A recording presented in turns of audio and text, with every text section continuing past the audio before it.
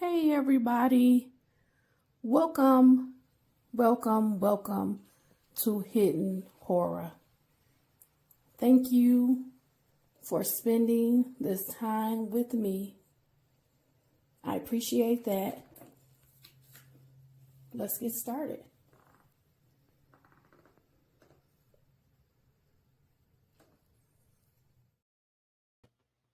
Hey everybody, welcome to Hidden Horror. How are you guys doing? How are you feeling? How are you after this huge hearing from Wednesday, April 9th? Um, I can only speak for myself, uh, but I think a lot of people that have been following the case, um, it was really Wednesday was a tough day. Um, I can speak to how I felt the impression that the judge was annoyed, he was irritated, he didn't want to be there, he doesn't like dealing with um, the this case against Brian Kohberger. He wants a lot of these issues that would be litigated during the trial. He wants these things to be handled now so that things can flow and move on. And that's good. It's good to be prepared, have a plan, and be in order. That's a great thing. It helps the trial move forward. It takes a lot of things that you don't have to pause and have the jury leave and come back. It can save a lot of time. I think it's how he's handling it. I get the impression from his body language, his tone, how he kind of smacks down the defense attorneys. It's almost coming across.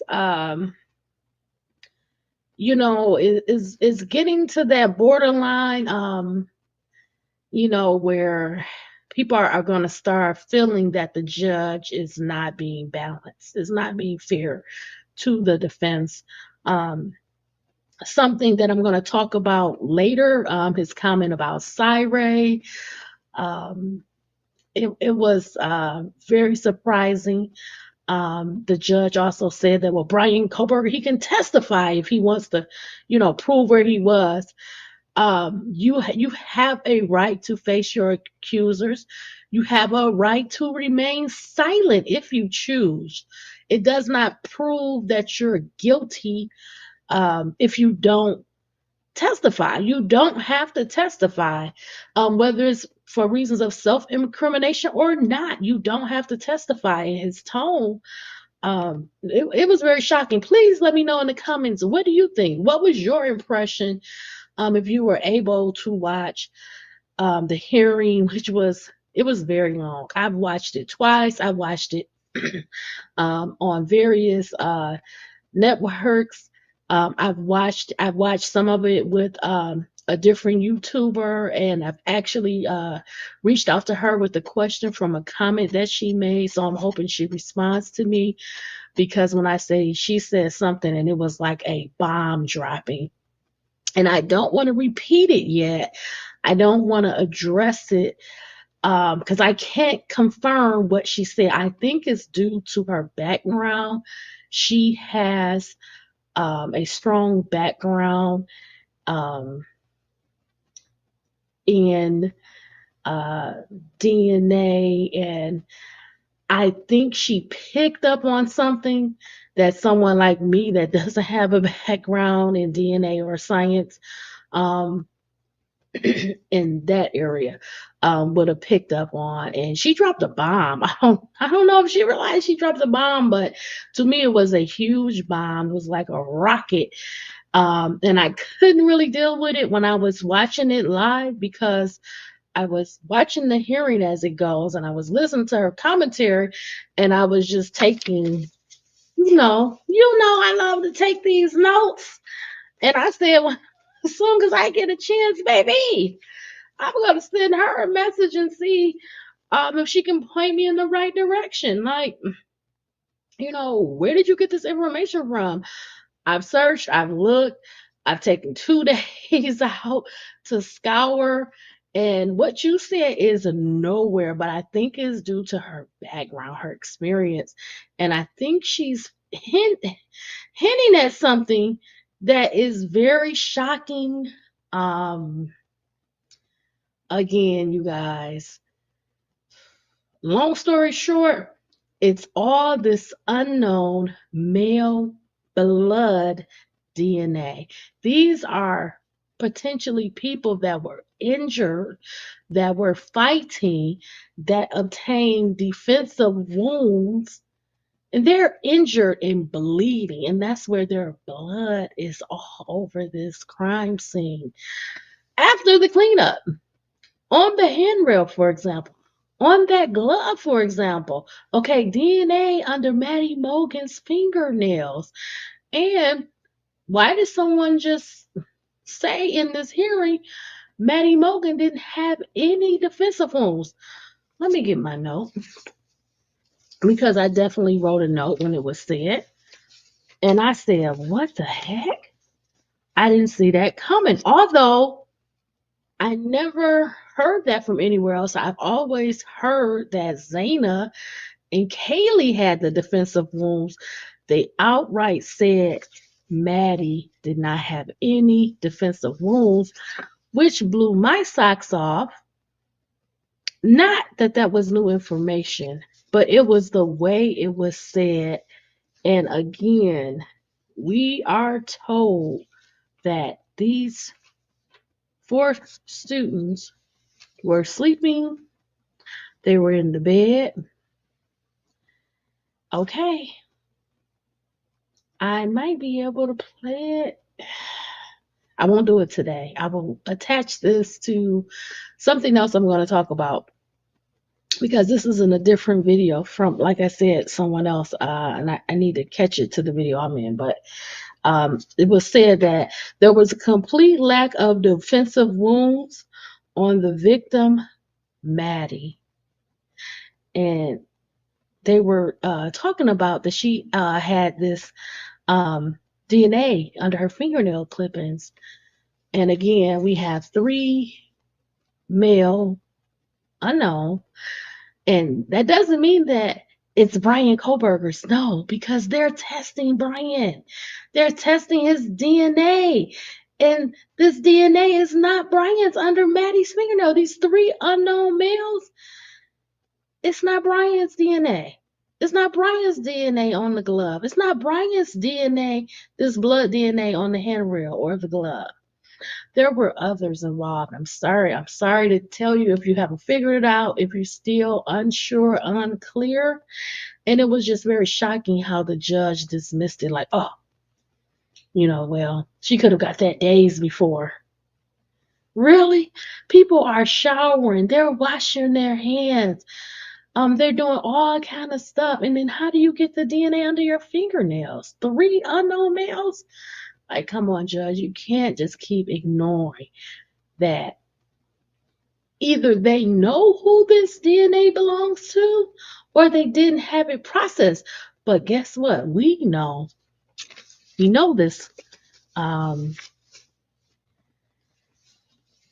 If there is and I want to get this right, Y chromosome in the DNA, they know that there is a male present because women have the X chromosome and males have the Y chromosome. If you see the Y, it's male DNA.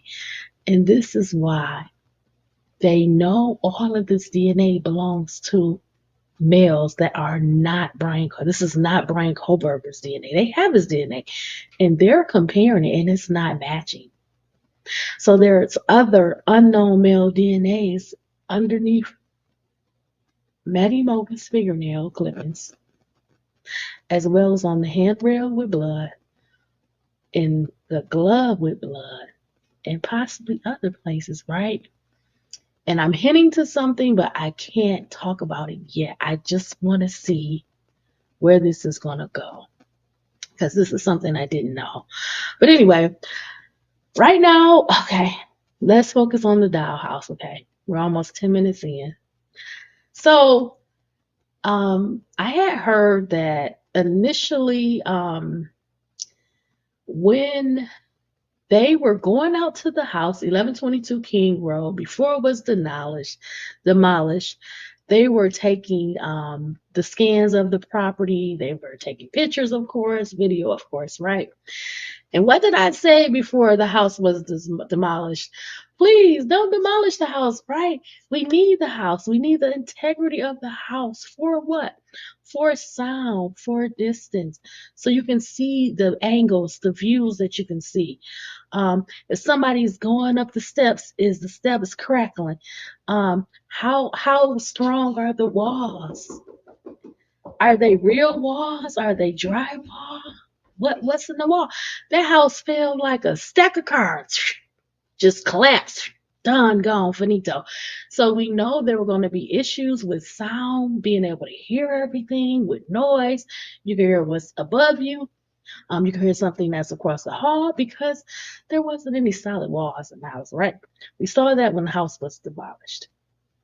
So here we are. They have demolished the house. We don't have the integrity there. We cannot reproduce, recreate any of that, right? It was a mistake. It was a terrible thing to do. Some of the families came out against it. The university, they did not hear it. They did not care. They didn't put this case first. The case hadn't even gone to trial. Excuse me. So now, fast forward, the trial is coming up, and can you believe it? 4 months, everybody. What? That is literally 120 days. And to speak to that, I am concerned about due process. I'm concerned about Brian Kohberger's rights because his attorney is literally saying she does not have enough resources. She is unable to go through all of the information that's provided. The judge is saying, oh, well, request more help, request more paralegals, request people that can go through the documents. She doesn't want to miss anything. She is fighting for his life. And it's important to her to be thorough, to be accurate and complete. So in that endeavor, she's letting the judge know, hey, it's not going to happen. I'm not going to be prepared for trial in August. I just have too much. So she said that in court, but that's not what we hear about. We hear about the what they're calling the Dollhouse, right? So after both, regrettably, the prosecution and defense agreed to have the house demolished. Fast forward in time. Now we have this idea of the Dollhouse. They're labeling it a Dollhouse, but really it's going to be a replica of 1122 King Road. It's going to be a built structure, right, that they will be able to refer to as a demonstrative exhibit, meaning they'll be able to physically bring this constructed house into the courtroom. The jurors will be able to see it. They'll be able to see the design. They'll be able to see the layout. It's not going to have any furniture, but it'll be something that gives them an idea of what the house looked like, what the property looked like. They'll be able to take it apart layer by layer, so first floor, second floor, third floor, and refer to it when they're talking, I guess, through their testimony. Now, what does this make me scream, right? Why did you demolish the house? You could have taken the jury. You could have got it approved through the court. You could have taken the jury to 1122 King Road so they could see it, so they could walk through it, so they could see sound, see distance, see where the rooms were, see which rooms were where. Where was Dylan? Where was Bethany? How close was Bethany's bedroom door to the front door? How far did Dylan have to go downstairs? When Dylan said she looked out of her door, what is the view? When she said somebody walked past her, where was she standing? We will never know. Excuse me. We will never be able to get that true feel, the sight, the distance, and the sound. That was my biggest fear. And now, hey, it's coming up again. So, the prosecution has this great idea. I guess they've been working alongside, I want to say the FBI in this instance, and they are constructing what they're referring to as a dollhouse, but it really is a replica of the layout design of 1122 King Road. So, what do I think? And I want to know what you think. Again, demolishing the house, one of the biggest mistakes. Okay, huge mistake. I know they took again the 3D scans, the videos, the pictures. They did measurements, but the problem is they're building this dollhouse, but they're not building it with accuracy. They're not building it with the dimensions. It's going to be like an exhibit, but it's not going to be something that you can say, well, this is accurate, it's reliable. So to me, what is the point of creating it, putting money into it, if it's not going to be accurate? Why can't we just refer back to the pictures that were taken, the 3D scans, if there was video walking through, showing, demonstrating the layout, the furniture, with the furniture in the rooms, right? Where the bodies are placed or chalked out at the time um, of the murders. So I don't know how hopeful it can be. I do feel like because the property layout, I don't want to say it was odd, but it was not a typical layout. When you're looking at the front, it's really like a basement level, and then you go to the back. This is like really like your second floor or second story. So the layout was different in that regard, and then you have the one set of steps to get to the third floor. But when you're in the back, it's like you're at the patio, but then above it's like the porch, but that's the porch for the third floor. So the layout was just different.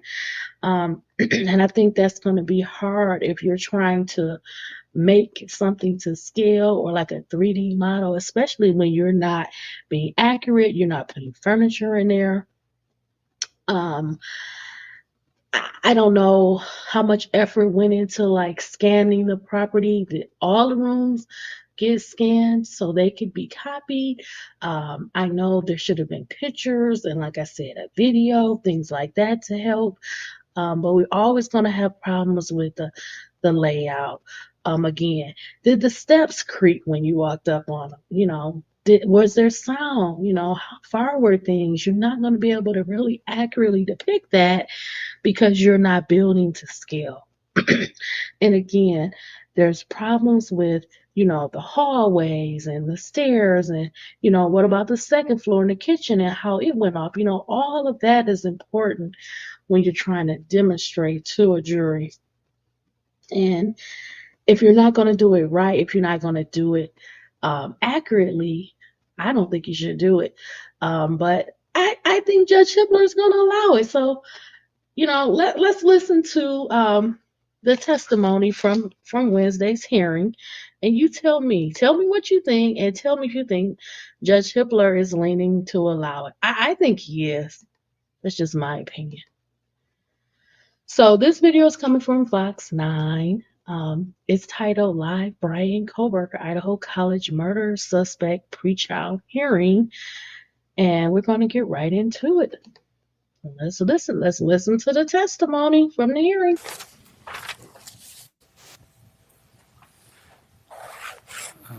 The demonstrative evidence.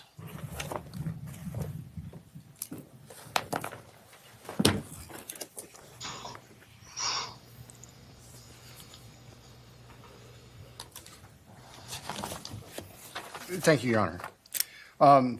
In our motion regarding demonstrative evidence, we were talking specifically about, for lack of a better phrase, a dollhouse, a not-to-scale construction a 3D model of the residence itself. And as the court can see from the materials that have been submitted, the configuration of this house is unusual at best.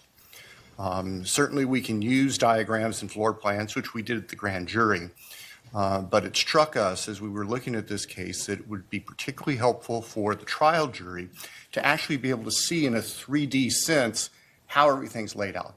What is on each floor, where the bedrooms are, how the first floors. For it to be demonstrative evidence, what's important is whether it explains the testimony of somebody on the stand and helps the jury understand it in relation to the testimony. The concept of a demonstrative exhibit is that it's actually part of their testimony. Yes, Your Honor, that's exactly what I was getting at. What we contemplate is the witnesses being able to use this demonstrative evidence to demonstrate where they were, where the rooms of their roommates were, where the entries to the residence were, what they observed, and where everything was located. So it's not intended as a standalone exhibit that has significance. It's only a tool for the witnesses, not just the roommates, but the responding officers, the officers who investigated the crime scene, to point out to the jury where in this three-story structure certain things were that they observed. And so that is our intent on this. We initially contemplated offering a 2-scale model. And the defense, I think rightfully so, said, okay, well, give us the background information and data that would be relied on. And we requested that, and for whatever reasons, we didn't get it quickly, but as we revisited it, we realized that to scale maybe is not what we want. We just want a demonstrative exhibit that witnesses can use, much the same as a sketch, or if they would take a flip pad and try to draw things, to help illustrate their testimony to the jury. So that's where we ended up here. We look at the balancing test under 403 as far as relevance. We believe this will be helpful to witnesses in explaining to the jury and to the jury in understanding witnesses' testimony. As far as prejudicial effect, the state doesn't perceive any significant prejudicial effect. Now, I realize that the expert witness for the defendant talks about jurors misinterpreting angles of view and stuff. Well, that would be true if we were dealing with a 2-scale exhibit, and the defense is welcome to offer their 3D imaging or whatever it is that they want if they want to have a 2-scale presentation. That's not our intent, though. Our intent is just simply to have this as a tool to help witnesses explain their testimony and help the jury understand. And I think you understand this, but so that it's clear. If it allowed as a demonstrative exhibit, it's not an exhibit in the sense that it goes to the jury. When they deliberate, it will not go back with them. Yes, we completely understand that. We intend this to be something in the courtroom that is physical, that the jury can look at and the witness can look at and point to things so the jurors have the most complete understanding of what their testimony is. I haven't seen it, so I don't know how visible it will be to you. You've seen now where we're going to be, how visible it's going to be to the jury from where it would be presented. So I guess if I allow, we'll have to cross that bridge. And that's understood. The last communication we had earlier this week, Your Honor, from the folks at the FBI is that it might be finished within the next 10 days. I'll be candid. I had proposed to the FBI, let us get this in front of the court and get a preliminary ruling from the court before you spend the effort to construct it, but they went ahead and started anyway. So that's neither here nor there. It is intended, as you can see from State's Exhibit 1 or S1 with the dimensions in there, it's a fairly significant size, 35 by 48 by 52 inches. So the idea of making it big enough so the jurors can see it's out in the floor in the well, and they can actually see how things are constructed and arranged. It can take apart floor by floor so they can see each floor individually and then how they are stacked back together. So that's the purpose, to assist witnesses in explaining their testimony and assist jurors in understanding the testimony.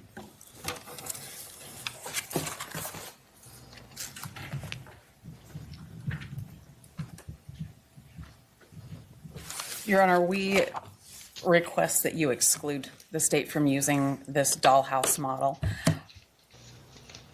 As is everything we're talking about here today, we're talking about Mr. Kohberger's constitutional rights, and we're talking about the rules of evidence. In this case, though, Your Honor, this goes beyond that. This is something that came up in 2023, the fall of 2023. We were disclosed that a group was going to the house before it was torn down to construct a model. We promptly asked in discovery to receive information about this model so that we could start to understand it, so that we could work with our expert with it. And it wasn't until 2025 that we get more information about this.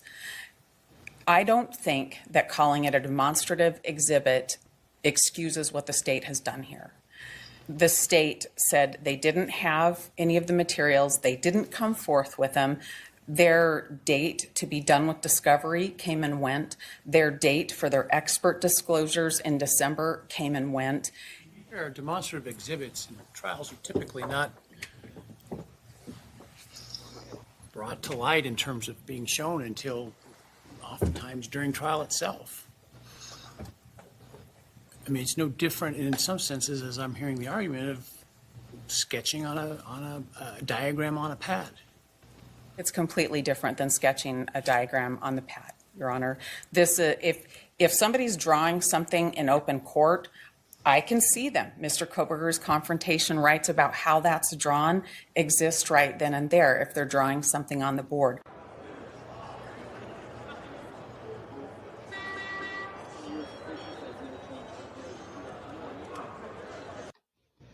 Okay, well, you guys get the point.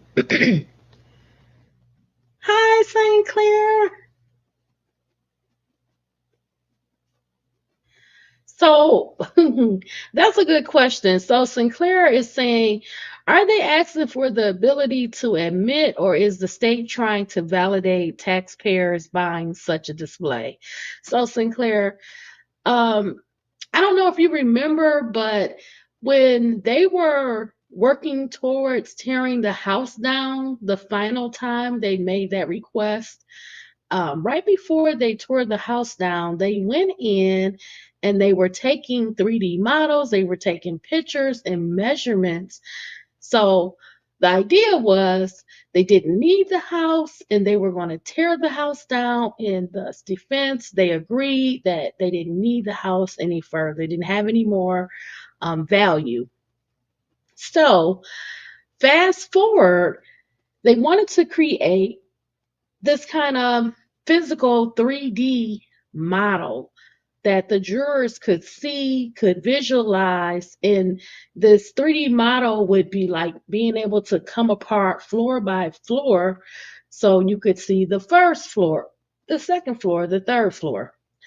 Well, nothing happened since 2023. That was the idea.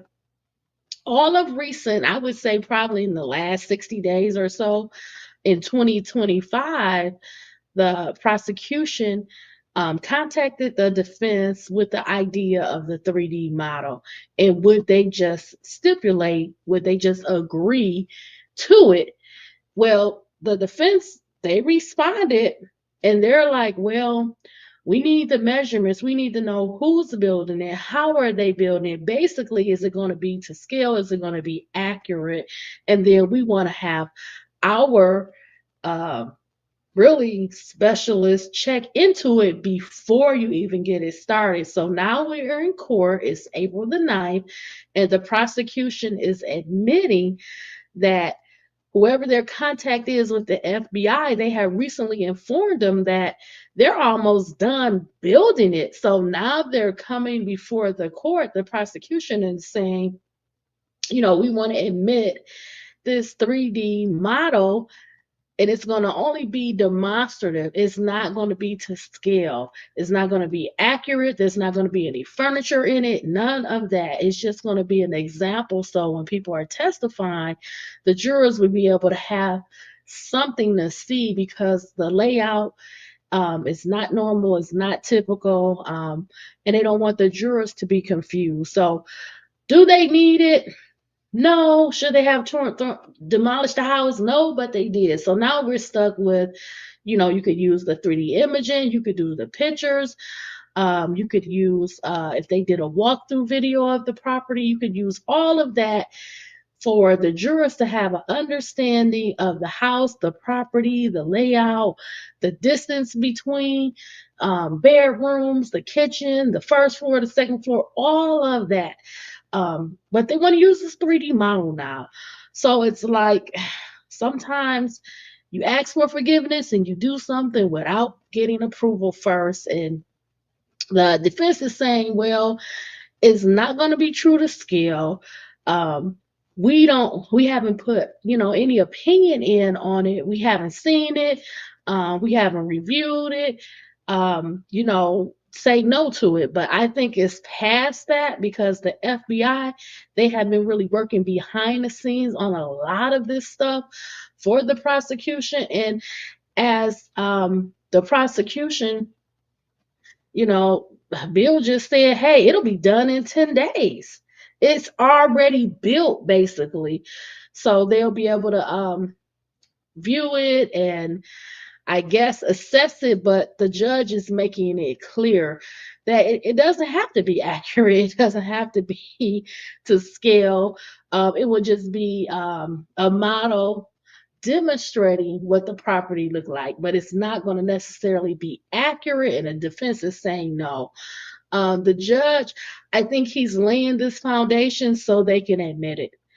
I don't even think it's a matter of if it's accurate or not at this point.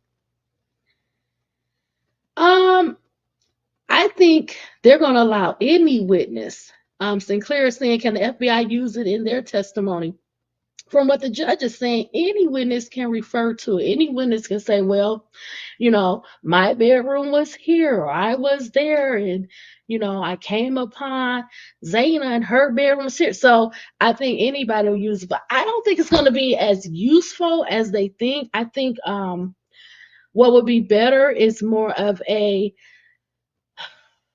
hate to say it in the olden way, but some type of presentation which would show you the layout of the room with the furniture, with a walkthrough, if that's through video or pictures, some type of imagery, because the 3D model is only going to be a physical representation.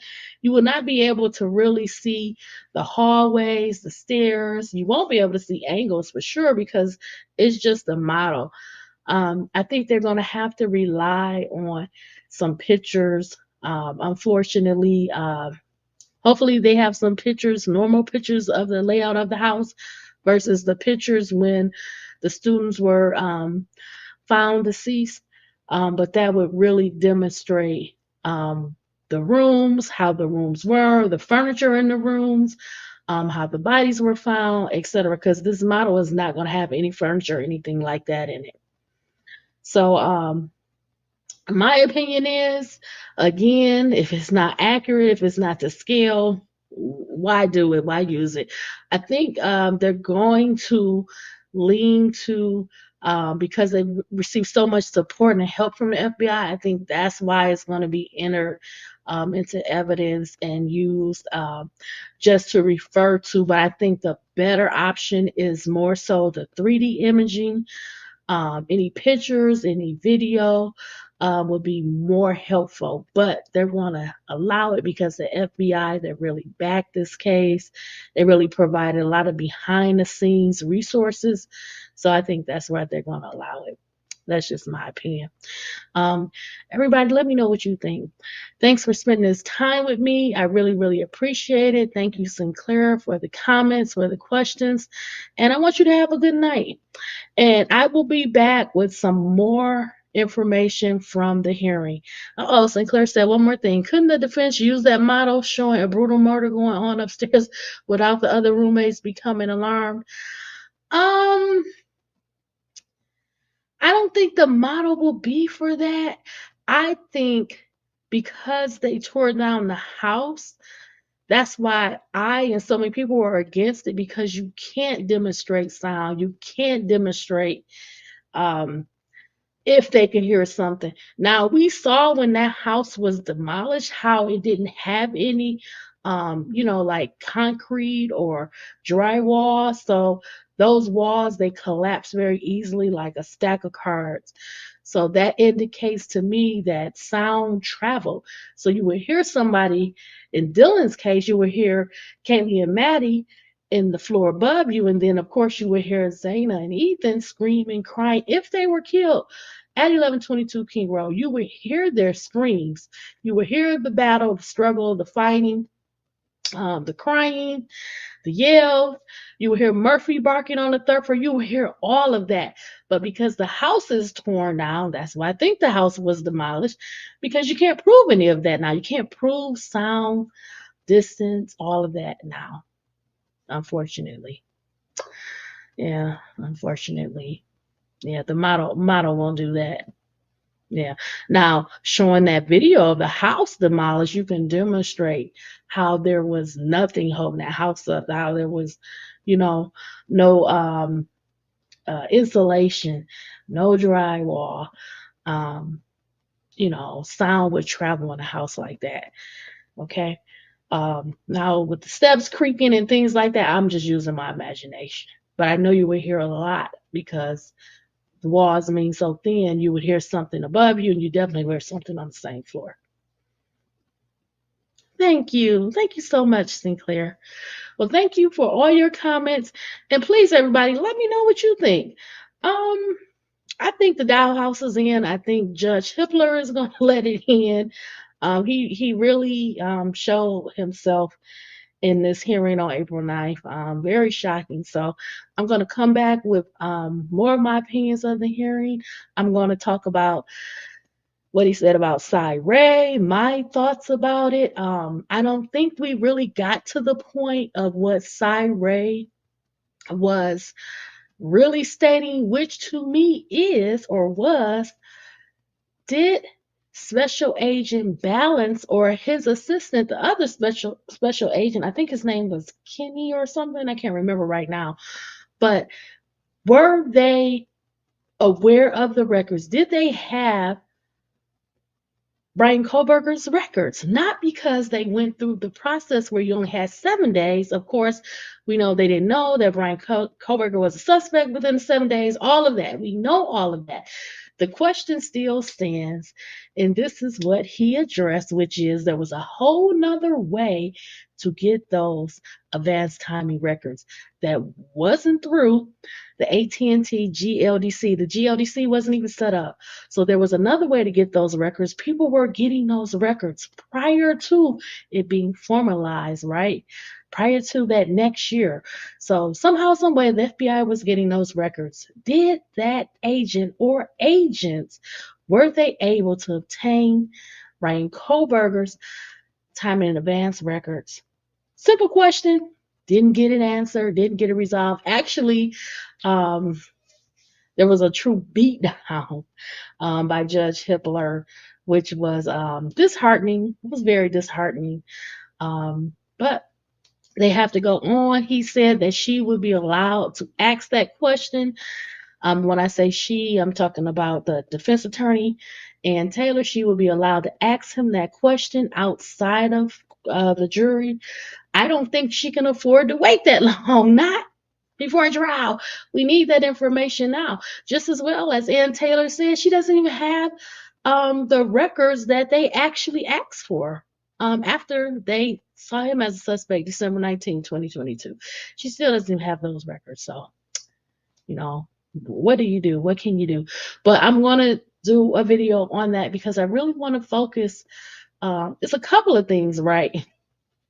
I don't mean to extend this, but there's a couple of things I want to focus on. I want to focus on what Cy Ray was asking and really saying, which is what I just stated. Did Special Agent Balance have those records of Brian Kohberger? But also, what about the PCA of Brett Payne and some of the language? In court, they kept saying, and when I say they, I mean the prosecution, Brian Kohberger's cell phone was turned off. Well, how do you know that? How do you know that specifically, not that he wasn't in the network and in that download where they got the 3,800 different phone numbers? How do you know his cell phone was turned off? How can you prove that? Because someone could think that he was in an area that didn't have coverage, right? That's another option. So, how can you say that emphatically? And then, how do you know some of the other information that you know, his whereabouts and where he was after the murder, all of that? Like, I want to focus on that and some other things. Let's see, what else was super interesting to me? Let me see. I have a couple of notes. So I already told you I want to go over the comment that they made that Maddie lacked defensive wounds. Not just defensive wounds, yes, but I want to focus in on how Judge Hibbler handled the unknown male three mixture DNA under her fingernail clippings. He was very dismissive of that information, which was that was astonishing to me. So again, I'm interested to know, how did they know that Brian Kohberger's phone was turned off? Did they assume that? Because one could say that because the area he was in, his phone was no longer connecting to the network. I don't know. I told you another alarming comment was when Judge Hibbler said that Brian Kohberger could take the stand. Again, he has a right not to take the stand. He has a right not to self-incriminate himself. He has a right to remain silent. And it's just very unfortunate that Judge Hibbler is making these type of comments. Something else that was interesting that I was thinking about, I found some more information about the K-Bar knife purchase, but I need to follow that up a little bit. But I do want to see if I can bring you some more details about the K-Bar knife purchase. I can just say this. In the beginning of the hearing, there was concern that Brian Kohberger's family was on the witness list for the prosecution, right? And I probably should just do a little separate video, but I don't know. We don't have to talk about everything in a separate video, but I do like to keep it separate so people know. But it was a little disheartening because, that is his family members. If they're not on the witness list, they can't be in the courtroom. So how do they support him? So I may just do like a little 5-minute video on that. That was pretty shocking. So there's some other things that I'm trying to look into. So I heard a little something about the toxicology screen for Kaylee, Maddie, Ethan, and Zaina. And I was kind of surprised. So I need to find this documentation before I talk about it. But yeah, I've got a lot to go over. I got to get my ducks in a row. So they have discovery. The defense has discovery. And a lot of these motions pertain to them too. I linked the April 9th hearing on Hidden Horror Facebook page. It's long, but check it out if you have time, Sinclair. If not, just try to check out some of my videos because I'm going to go over a few more things from the April 9th hearing. So thanks for spending this time with me, everyone. I really, really appreciate it. Continue to check out these videos. I'm going to roll out the information and let me know what you think. Remember, please stay smart, stay safe, stay savvy. Be well, all my friends. Bye, everybody.